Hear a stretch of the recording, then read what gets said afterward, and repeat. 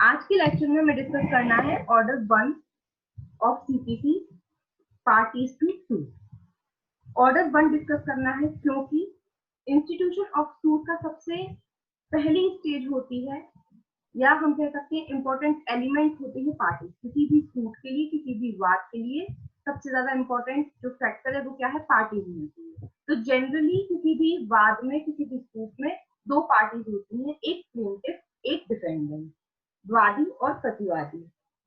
तो जो वादी होता है, जिसे हम इंग्लिश में प्लेंटिफ होता है, वो ऐसा पर्सन होता है जिसे दूसरी अपोजिट पार्टी से कोई ना कोई रिलीफ लेना होता है, कोई कंपनसेशन लेना होता है, या अपना कोई राइट इम्पोज कराना होता है। उस पार्टी को हम बोलते हैं प्लेंटिफ वादी। और जिसके अगेंस्ट उसे कोई रिलीफ लेना है, कोई कंपनसेशन लेना है, या जिसके अगेंस्ट अपना राइट इम्पोज कराना है, वो पार्टी कहलाती है डिफेंडेंट, प्रतिवादी। तो जनरली तो जब इंडिविजुअल बेसिस पे कोई इशू क्रिएट होता है तो दोनों साइड एक ही पर्सन होते हैं। जैसे ए एक पक्षकार था, उसने बी से कोई प्रॉपर्टी खरीदी थी, ए और बी के बीच में एक एग्रीमेंट हुआ था, बी ने अपनी प्रॉपर्टी बेची थी, ए ने जो है प्रॉपर्टी खरीदना थी। तो दोनों के बीच में एग्रीमेंट हुआ था, ए ने बी को पैसे दे दिए थे, सारी फॉर्मेलिटीज पूरी हो गई थी, और बाद में बी ने क्या किया, बी ने प्रॉपर्टी का पोजेशन देने से इनकार कर दिया। तो दोनों के बीच में विवाद उत्पन्न हो गया। तो जब विवाद उत्पन्न हुआ तो एक वादी एक प्रतिवादी हुआ। तो यहाँ पे तो क्या था, दो दो पार्टीज थी, और जो मैटर ऑफ डिस्प्यूट था वो सिंगल पार्टीज के बीच में थी, दो पार्टीज के बीच में। तो यहाँ पे तो कोई दिक्कत नहीं है। अब ऑर्डर 1 रूल 1, ऑर्डर 1 रूल 1 बात करता है who may be joined as plaintiff, वादियों के रूप में कौन संयोजित किया जा सकेगा। तो यहाँ पर सिर्फ एक वादी एक प्लेंटिफ की बात नहीं हो रही है, यहाँ पे बात हो रही है एक से ज्यादा। मतलब ऐसा कोई मैटर है जहाँ पे दोनों साइड पार्टी सिर्फ इंडिविजुअल नहीं है, कोई एक पर्सन नहीं है, एक से ज्यादा है, तब उसके लिए ये रूल प्रोवाइड किया गया है। अदरवाइज जब सिंगल पार्टीज होती है तब ऑर्डर 1 का रूल 1 एप्लीकेबल नहीं है, क्योंकि सिंगल पार्टी से तो कोई मतलब ही नहीं है, दो लोगों के बीच का विवाद है, वो आपसदारी में सॉर्ट आउट कर लेंगे। लेकिन यदि दोनों साइड पार्टीज क्या है, दो है, दो से ज्यादा है, तब बात करता है order 1 rule 1 plus order 1 rule 3। तो आप लोग अपने अपने डायरेक्ट में लिखेंगे ऑर्डर 1 रूल 1 के साथ ऑर्डर 1 रूल 3 भी पढ़ा जाता है। ऑर्डर 1 रूल 1 बात करता है प्लेंटिफ कौन से प्लेंटिफ को ज्वाइन कर सकते हैं, और ऑर्डर 1 रूल 3 बात करता है कि who may be joined as defendant, प्रतिवादियों के रूप में कौन संयोजित किया जा सकेगा। ऑडियो किसका ऑन है, ऑडियो बंद कीजिए। प्रीति सिन्हा, ऑडियो बंद कीजिए बेटा अपना।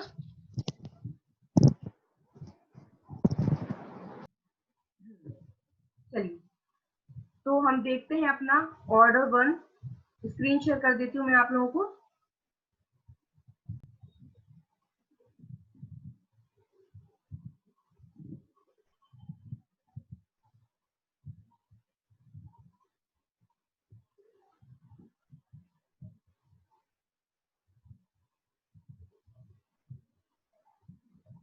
ठीक है, ये है, देखिए order 1 rule 1, who may be joined as plaintiff, वादियों के रूप में कौन संयोजित किए जा सकेंगे।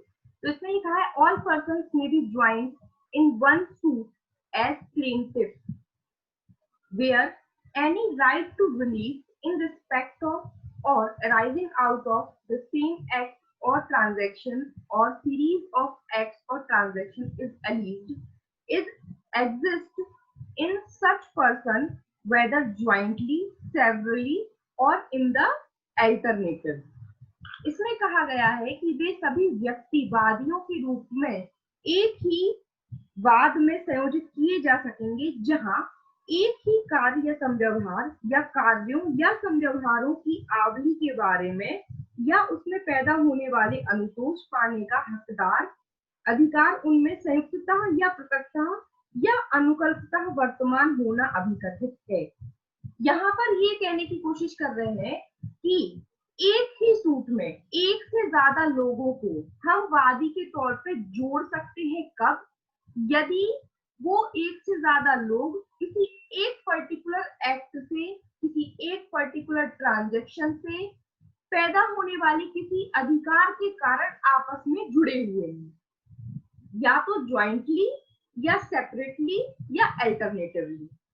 तब हम ऐसी पार्टीज को एक ही सूट में प्लेंटिफ बना सकते हैं यदि क्या है कि उन बहुत सारे लोगों का हित जुड़ा हुआ है किसी एक एक्ट के कारण, किसी एक एक्ट की सीरीज के कारण, या किसी और कारण से उनके अधिकार जुड़े हुए हैं। जैसे मैम आपकी आवाज मैं नहीं आ रही आपको है। एक एग्जांपल बता सकती हूँ कि ए, बी और सी ने एग्रीमेंट किया कि वो 100 ऑयल के पीपों को, मतलब देखिए A enters into an agreement jointly with B and C. A ने बी और सी के साथ मिलकर के एक एग्रीमेंट किया। क्या एग्रीमेंट किया कि 100 तेल के पीपे ए जो है वो बी और सी को डिलीवर करेगा, देगा। बाद में क्या हुआ, ए ने बी और सी को डिलीवर करने से मना कर दिया। अब यहाँ पर बी और C have each of them a right to recover damage from A. तो यहाँ पे बी और सी दोनों क्या कर सकते हैं, मैम ए से आपकी आवाज डैमेज नहीं आ क्लेम रही है। कर सकते हैं। क्यों? क्योंकि सेम ट्रांजेक्शन के अधिकार, सेम ट्रांजेक्शन के अंदर उनको ये अधिकार हुआ है, ब्रीच ऑफ एग्रीमेंट किया है, इसलिए दोनों को अधिकार है कि वो ए से ज्वाइंटली क्या कर सकते हैं, डैमेज प्राप्त कर सकते हैं। ये आपका एक इलस्ट्रेशन है। ये इलस्ट्रेशन एग्जाम में भी बहुत पूछा जाता है कि ए ने बी और सी से एग्रीमेंट किया कि ए जो है बी और सी को 100 पीपे तेल के डिलीवर करेगा, और बाद में ए ने मना कर दिया, एग्रीमेंट करने के बाद उसने डिलीवर नहीं किए। तो इससे क्या हुआ, ब्रीच ऑफ एग्रीमेंट हुआ, और बी और सी को दोनों को क्या हुआ, सेम ट्रांजेक्शन था, इसलिए अधिकार उत्पन्न हुआ ब्रीच के कारण। तो वो दोनों एक ही बाद में ए से क्या कर सकते हैं, ए के अगेंस्ट सूट फाइल कर सकते हैं, प्लेंटिफ के तौर पे ज्वाइन हो सकते हैं और उससे डैमेज प्राप्त कर सकते हैं। क्लियर? तो ये आपको क्लियर हो गया होगा। ठीक है, ऐसा है ये who may be joined as plaintiff. Order 1, rule 1। अब हम बात देखते हैं इसके साथ ऑर्डर 1, रूल 3।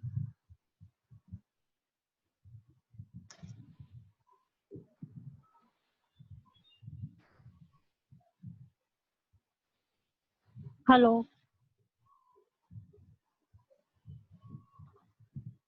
हेलो कुछ पूछ रहा है क्या? ललिता को आवाज नहीं आ रही मैम मैडम आपकी आप? आवाज नहीं आ रही है। बिल्कुल नहीं आ रही। आपका ऑडियो बंद होगा।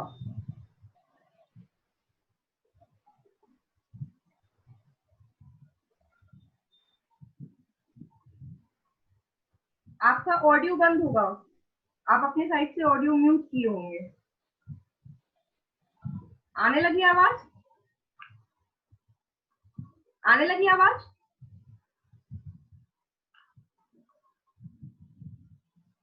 म्यूट किए होंगे या आपका ईयरफोन निकल गया होगा, समथिंग। चलिए देखते हैं हम ऑर्डर 1, रूल 3। ठीक है, ऑर्डर 1, रूल 3 बात करता है who may be joined as defendant. प्रतिवादियों के रूप में कौन संयोजित किए जा सकेंगे।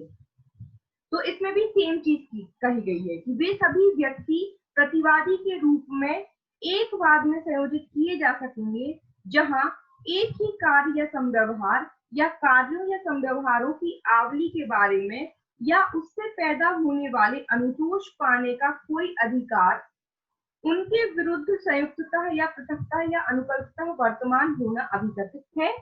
और यदि ऐसे व्यक्तियों के विरुद्ध पृथक पृथक वाद लाए जाते तो विधि या तथ्य का समान प्रश्न पैदा होता।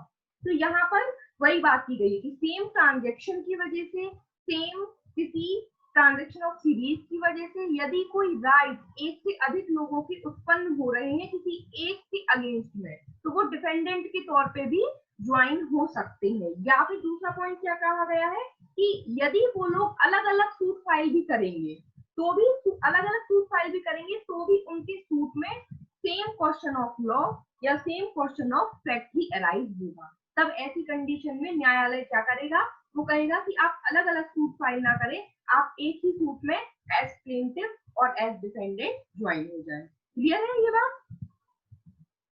अब बात करते हैं सबसे इंपॉर्टेंट जो एग्जाम में सबसे ज्यादा पूछा जाता है, ऑर्डर 1 रूल 8।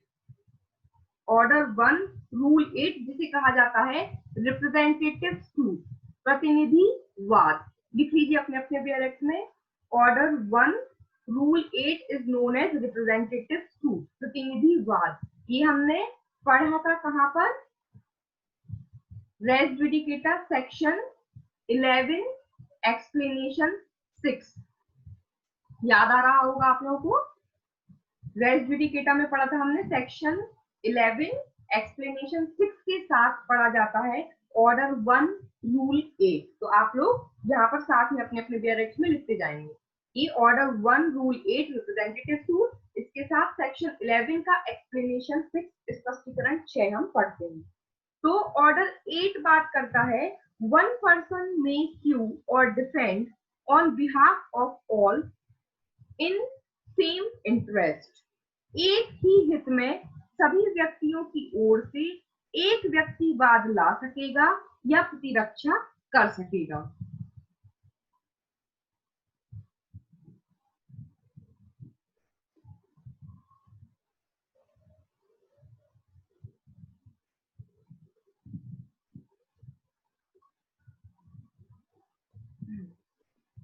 ठीक है, तो इसमें ये कहा गया है कि where there are numerous persons having the same interest in one suit, जहां पर एक से ज्यादा व्यक्ति हैं, जहां पर एक से बहुत सारे मतलब एक से ज्यादा व्यक्ति हैं लेकिन एक ही हित रखने वाले हैं, उन सभी पर्सन्स का इंटरेस्ट एक ही है। एक से अधिक है मतलब 2 हो सकते हैं, 10 हो सकते हैं, 20 हो सकते हैं। रिप्रेजेंटेटिव सूट में कितने भी व्यक्ति हो सकते हैं, लेकिन उन सभी व्यक्तियों का हित या इंटरेस्ट सेम उस सूट में। तब क्या होगा? वन और मोर ऑफ सच पर्सन में with the permission of the court sue or be sued or may defend such suit on behalf of or for the benefit of all persons who interested। तब इस प्रकार हितबद्ध सभी व्यक्तियों की ओर से या उनके फायदे के लिए न्यायालय की अनुज्ञा से ऐसे व्यक्तियों में से एक या अधिक व्यक्ति वाद ला सकेंगे या उनके विरुद्ध वाद लाया जा सकेगा या वे ऐसे वाद में प्रतिरक्षा कर सकेंगे। मतलब रिप्रेजेंटेटिव कैरेक्टर में जब सूट लाएंगे तो जरूरी नहीं है कि रिप्रेजेंटेटिव कैरेक्टर में सूट सिर्फ प्लेंटिव की तरफ से हो सकता है। प्लेंटिव की तरफ से रिप्रेजेंटेटिव कैरेक्टर में आप अपना सूट फाइल कर सकते हैं, डिफेंडेंट की तरफ से आप अपना डिफेंस कर सकते हैं, और यदि कोई अदर पार्टी भी उसमें इन्वॉल्व है वो भी डिफेंस कर सकती है, प्रतिरक्षा भी कर सकती है। तो जब एक से ज्यादा व्यक्ति हितबद्ध हैं किसी एक ही सूट में, तो कहा गया है कि ये जरूरी नहीं है कि अगर 20 लोग हैं तो 20 के 20 लोग न्यायालय में एज प्लेंटिव और डिफेंडेंट ज्वाइन हो। ये कहा गया है कि उन बहुत सारे लोगों में से कुछ लोग उस सूट को रिप्रेजेंट कर सकते हैं। इस प्रकार हितबद्ध सभी व्यक्तियों की ओर से या उनके फायदे के लिए न्यायालय की अनुज्ञा से, इंपॉर्टेंट पॉइंट इज न्यायालय की अनुज्ञा से, with the permission of court. आपको कोर्ट की परमिशन लेना पड़ेगी। कोर्ट की परमिशन से ऐसे व्यक्तियों में से या तो कोई एक या अधिक व्यक्ति वाद ला सकेंगे। मतलब 20 लोग हैं, 20 लोग किसी एक पॉइंट पे इंटरेस्टेड हैं, तो उन 20 लोगों में से कोई एक पर्सन चाहे तो उन 20 लोगों को रिप्रेजेंट कर सकता है। लेकिन ऐसा रिप्रेजेंट उसको करना है तो उसको क्या करना पड़ेगा? उसको न्यायालय की परमिशन लेना पड़ेगी। तो वो एक पर्सन कोर्ट की परमिशन मांगेगा कि सर मैं इस विवाद विषय से रिलेटेड एक वाद फाइल करना चाहता हूँ। ये जो विषय है ये ऐसा विषय है जिसमें 20 लोग और भी इंटरेस्टेड हैं, तो मैं उन 20 की तरफ से मैं इस केस को रिप्रेजेंट करना चाहता हूँ। ऐसी परमिशन न्यायालय से मांगी जाएगी और इस परमिशन के साथ उन 20 लोगों को या तो कोई एक या एक से अधिक लोग भी प्लेंटिव और डिफेंडेंट के तौर पे जुड़ के सूट को रिप्रेजेंट कर सकते हैं। फिर आगे क्या कहा गया है इसमें? न्यायालय यह निर्देश दे सकेगा कि इस प्रकार हितवत सभी व्यक्तियों की ओर से या उनके फायदे के लिए ऐसे व्यक्तियों में से एक या अधिक व्यक्ति वाद ला सकेंगे। अब पहले वाले पॉइंट में कहा है कि पार्टी अपनी साइड से न्यायालय से परमिशन ले रहे हैं, और उसके नेक्स्ट वाले पॉइंट में कहा है न्यायालय यह निर्देश दे सकेगा, मतलब न्यायालय खुद से भी डायरेक्शन दे सकता है। ऐसा कोई मैटर सपोज करिए, बहुत से ऐसे पिटीशंस होती है, कई बार कुछ मुद्दे ऐसे होते हैं जो सामान्य जनता के लिए बहुत ही जरूरी होते हैं, उन मुद्दों पे बहुत सारे लोग पिटीशन फाइल कर देते हैं, बहुत सारे लोग। तब ऐसे मैटर्स पे कोर्ट खुद अपने माध्यम से निर्देश दे देती है, आदेश कर देती है पार्टी को कि इतने सारे लोगों की जो अलग अलग पिटीशन आई है, इन सबको इकट्ठा किया जाए। मैटर एक है, हित एक है, तो किसी एक को कह दिया जाए कि कोई एक इतने सारे लोगों की जो पिटीशन आई है उनकी तरफ से कोई एक आकर के क्या कर ले, केस की स्टार्टिंग पैरवी कर ले, कोई एक जो है डिफेंडेंट साइड में आ जाए, कोई एक की रक्षा कर ले। ठीक है, क्लियर है? तो न्यायालय क्यों मोटो खुद से भी स्वविवेक से अपने डिस्क्रिप्शन से भी ये निर्देश दे सकती है, या तो पार्टी न्यायालय से मंजूरी मांग सकती है या फिर न्यायालय निर्देश दे सकता है। तो पॉइंट समझ में आए? आगे बढ़ते हैं। आगे कहा गया है कि ऑर्डर 1 रूल 8 के सब रूल 2 में न्यायालय ऐसे प्रत्येक मामले में जहां उपनियम 1 के अधीन अनुज्ञा या निर्देश दिया गया है, इस प्रकार हितबद्ध सभी व्यक्तियों को या तो व्यक्तिगत तामील कराकर या जहां व्यक्तियों की संख्या या किसी अन्य कारण से ऐसी तामील उपयुक्त रूप से साध्य नहीं है, वहां लोक विज्ञापन द्वारा जैसा भी न्यायालय हर एक मामले में निर्दिष्ट करे, वाद के संस्थित किए जाने की सूचना वादी के खर्चे पर देगा। उसने आज्ञा दी है या निर्देश दिया है कि इस प्रकार हितबद्ध सभी व्यक्तियों को या तो व्यक्तिगत तामील कराकर या जहां व्यक्तियों की संख्या या किसी अन्य कारण से ऐसी तामील उपयुक्त साध्य नहीं, वहां लोक विज्ञापन द्वारा जैसा भी न्यायालय हर मामले में निर्दिष्ट करे, वाद के संस्थित किए जाने की सूचना वादी के खर्चे पर देगी। तो जितनी भी इंटरेस्टेड पार्टीज हैं, सारी इंटरेस्टेड पार्टीज को न्यायालय को क्या करना है, नोटिस भिजवाना है, सूचना भिजवानी है कि भाई जो ये केस फाइल हुआ है, ये केस फाइल हो चुका है, आप सभी लोग इसमें इंटरेस्टेड हैं, तो आप सभी को सूचित किया जाता है कि आप सभी के बिहाफ में ये एक पर्टिकुलर पर्सन है जिसने सूट फाइल कर दिया है। बात समझ में आई? तो जितनी भी पार्टीज हैं इंटरेस्टेड, उन सभी पार्टीज को क्या नोटिस भिजवाया जाता है कोर्ट के द्वारा।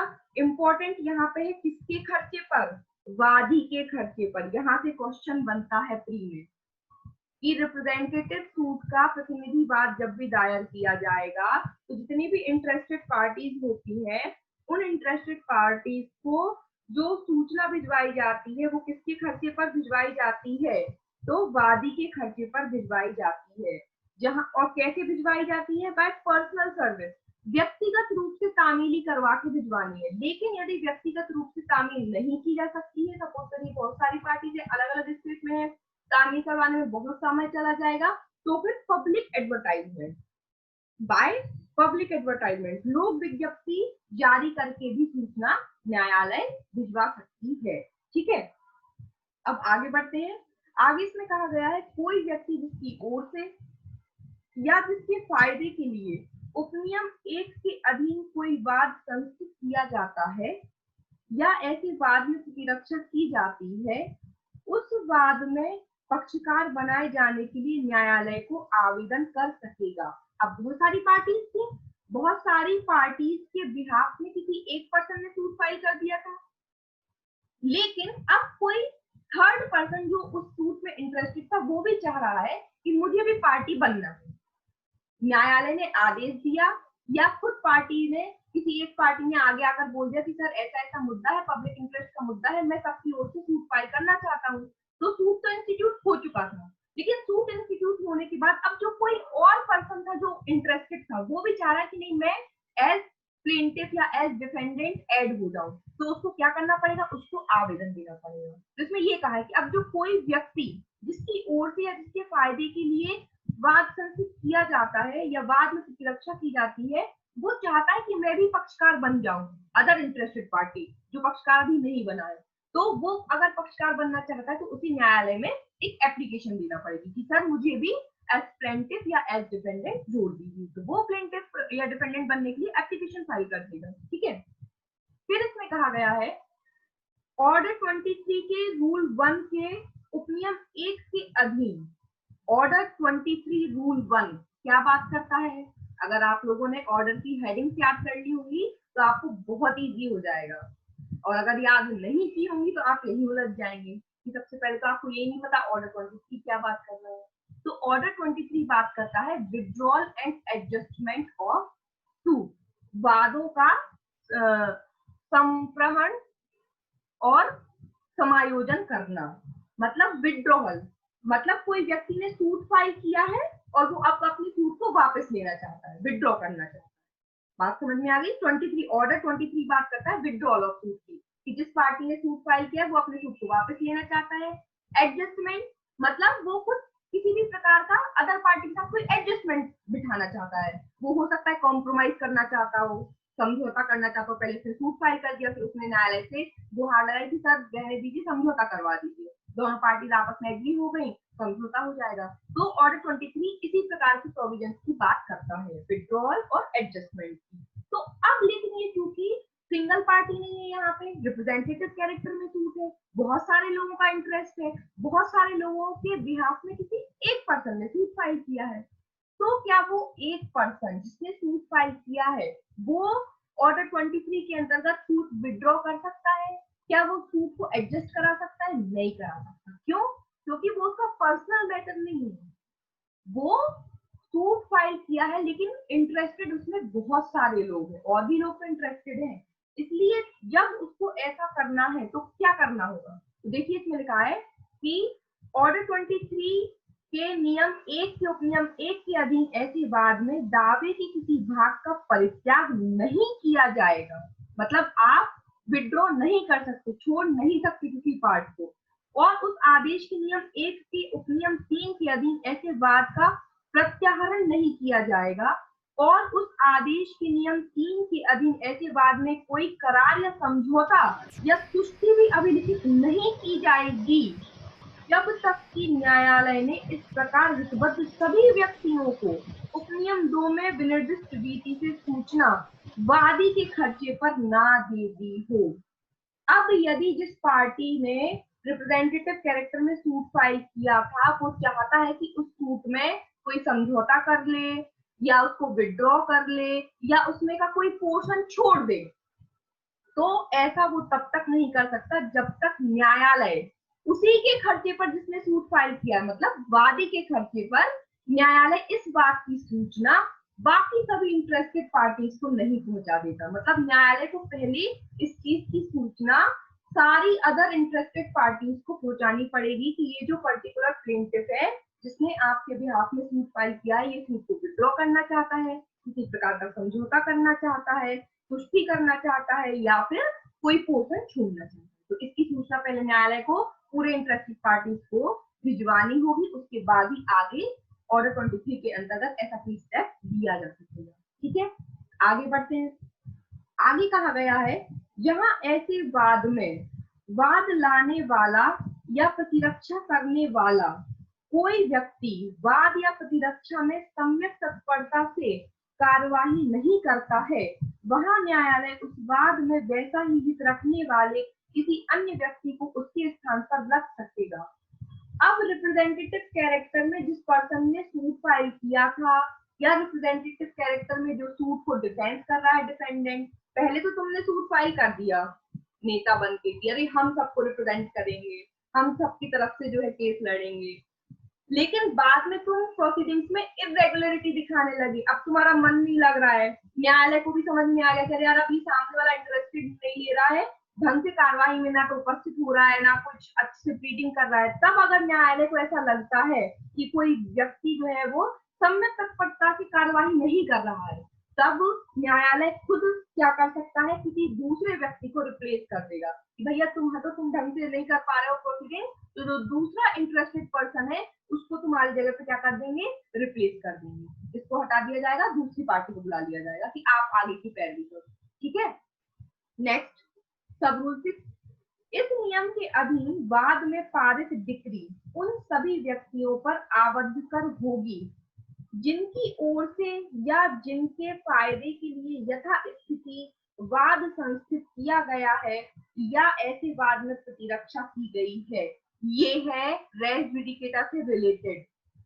जो सेक्शन 11 का स्पष्टीकरण 6 था वो ऑर्डर 1 रूल 8 सब रूल 6 यही बात करता है। क्या बोल रहे हैं कि अब रिप्रेजेंटेटिव कैरेक्टर में जो सूट आपने फाइल किया था और उसमें जो डिक्री पारित हो गई है, ये डिक्री उन सारे लोगों पे बाध्यकर होगी, मैंडेटरी होगी जितने लोग उसमें इंटरेस्टेड थे और जिनके फायदे के लिए यथास्थिति वाद संस्थित किया गया था या वाद में प्रतिरक्षा की गई थी। सब पे बाइंडिंग होगी, जितनी भी इंटरेस्टेड पार्टीज थी, जितनों को सूचना भेजी गई थी। ये प्रोविजन क्यों डाला गया है? ये इसलिए डाला गया है, इनका यहाँ पर ये कहने का मतलब ये है कि डिक्री सभी व्यक्तियों पर आबद्ध कर होगी। मतलब अब उनमें से कोई 20 लोगों में से कोई एक पर्सन फिर से सूट फाइल नहीं करेगा कि सर जो ये सूट फाइल किया था वो तो किसी ए पर्सन ने किया था, हम तो अलग से करना चाहते हैं। नहीं, आपका इंटरेस्ट सेम था, 20 लोग थे, आप 20 लोगों का इंटरेस्ट सेम था और 20 लोगों के बिहाफ में किसी एक ने सूट फाइल कर दिया और उस पर डिक्री आ चुकी है। तो जब एक बार डिक्री आ चुकी है, सेम कॉज ऑफ एक्शन पे सेम पार्टीज फिर से सूट फाइल नहीं करेंगी। कहाँ? Res judicata. तो ये रेस जुडिकेटा से कनेक्टेड हो गया कि डिक्री आ चुकी है, आप भी इंटरेस्टेड पार्टीज थे उसमें, भले ही आप डायरेक्टली नहीं थे लेकिन इनडायरेक्टली तो थे ना, आपके बिहाफ में कोई और पर्सन रिप्रेजेंटेटिव कैरेक्टर में सूट चला रहा था।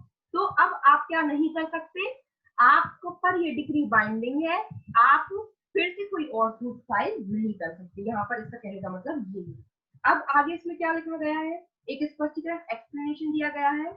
इस बात का अवधारण करने के प्रयोजन के लिए कि वे व्यक्ति जो वाद ला रहे हैं या जिनके विरुद्ध वाद लाया जा रहा है या जो ऐसे वाद में प्रतिरक्षा कर रहे हैं किसी एक वाद में वैसा ही हित रखते हैं या नहीं, यह साबित करना आवश्यक नहीं है कि ऐसे व्यक्ति का वही वाद हेतुक है जो उन व्यक्तियों का है जिनकी ओर से या जिनके फायदे के लिए यथास्थिति वे वाद ला रहे हैं या उनके विरुद्ध वाद लाया जा रहा है या ऐसे वाद में प्रतिरक्षा कर रहे हैं।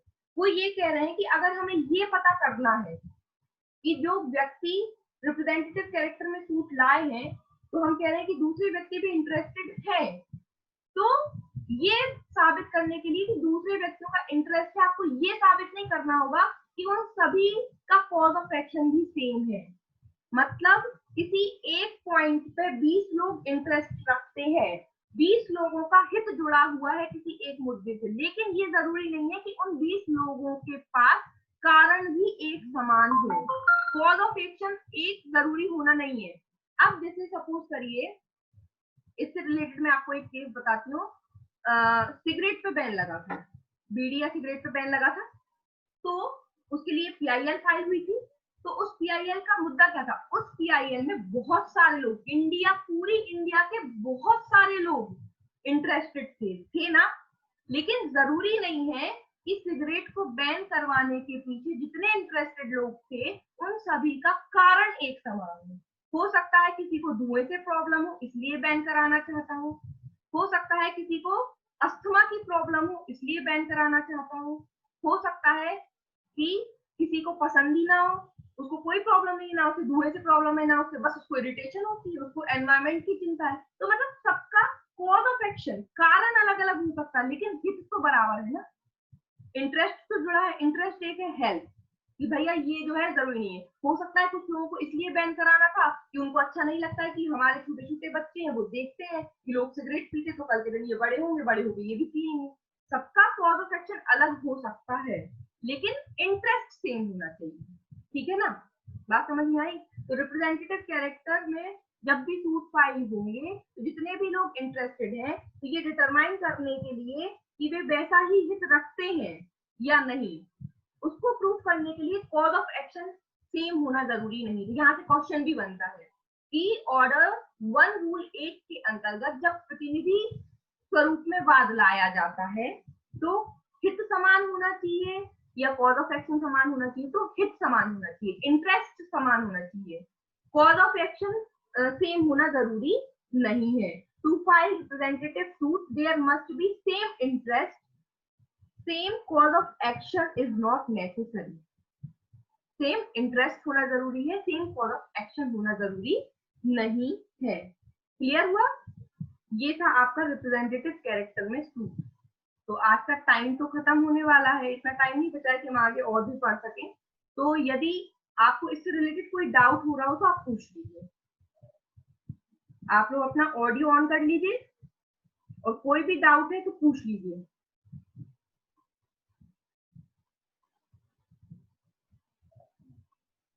ललिता जी कोई डाउट है? शुभम कोई डाउट है? मैम सब रूल 4 में एक बार फिर से थोड़ा शॉर्ट में आप एक्सप्लेन कर दीजिए। सब रूल 4 बात कर रूल रहा है, ऑर्डर 23 रूल 1। ऑर्डर 23 का मतलब है कि ऑर्डर 23 में बताया गया है कि कब आप अपना केस वापस ले सकते हैं, कब आप केस में समझौता कर सकते हैं। कंडीशंस बताई हैं कि किसी व्यक्ति ने सूट फाइल किया है तो वो अपना सूट भी वापस ले सकता है, समझौता कर सकता है। लेकिन चूंकि यहाँ पे रिप्रेजेंटेटिव कैरेक्टर में सूट फाइल किया गया है, तो अब जब आप रिप्रेजेंटेटिव कैरेक्टर में सूट फाइल कर रहे हो, मतलब ये आपका पर्सनल सूट नहीं है ना, कि आपकी पर्सनल किसी से वाद विवाद हुआ है और उस पर आपने सूट फाइल किया। अगर पर्सनल होता तो भाई मेरे पास अधिकार है, मैंने सूट फाइल किया था कि भाई मेरे संपत्ति का पोजीशन है, बाद में मेरा मन बदल गया, मैंने कहा मुझे नहीं करना है सूट फाइल, तो मैंने अपना सूट वापस ले लिया, विड्रॉ कर लिया। क्यों? क्योंकि ये मेरा पर्टिकुलर था। लेकिन यहाँ पे हम बहुत सारे लोगों को रिप्रेजेंट कर रहे हैं, तो यहाँ पे अगर हमें सूट ऑर्डर 23 के अंदर विड्रॉ करना है या कॉम्प्रोमाइज समझौता कराना है या किसी भी तरीके का उसका कोई होना है, तो पहले क्या करना होगा? पहले न्यायालय को जो और अदर इंटरेस्टेड पार्टीज है उनको नोटिस भिजवाना होगा, वो भी किसके खर्चे पर? वादी के खर्चे पर। मतलब जो अभी रिप्रेजेंटेटिव कैरेक्टर में आपका सूट को आगे प्रोसीडिंग बढ़ा रहा है, तो प्लेंटिफ के खर्चे पर पहले अदर इंटरेस्टेड पार्टीज को नोटिस पहुंचाया जाएगा कि भैया जो वादी है वो चाहते हैं कि सूट को वापस ले लिया जाए, किसी पॉइंट पे समझौता करना चाहते हैं या कोई एक पोर्शन या कोई एक अधिकार छोड़ना चाहते हैं, तो उनको पहले न्यायालय को अदर इंटरेस्टेड पार्टीज को पहुंचाना पड़ेगा क्या? नोटिस। ये बोला गया है। और किसी को कुछ समझ में ना आया हो? आप कुछ बोल रही हैं 1803, लेकिन आपकी आवाज नहीं आ रही है। आप अपना ऑडियो ऑन करिए पहले।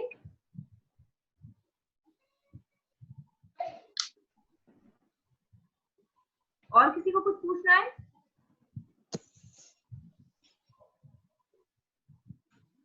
समझ में आ गया आप लोगों को अच्छी तरीके से? आप लोग अपना ऑडियो ऑन कर लीजिए प्लीज। ललिता जी आपको समझ में आ गया अच्छे से?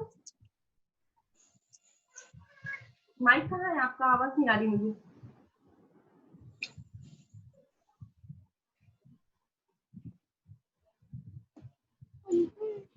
अविनाश आपको कोई डाउट है ना?